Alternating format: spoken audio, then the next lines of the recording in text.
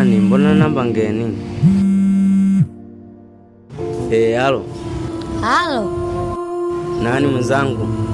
Mimi mama yako. Mama? Ndiyo. Vipi?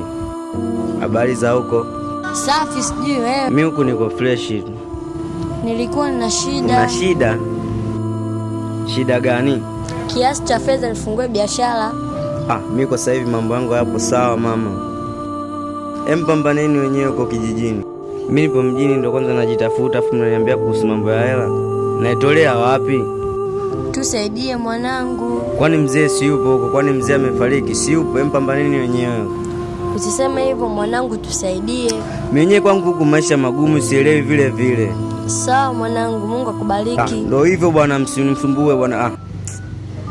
A few moments later.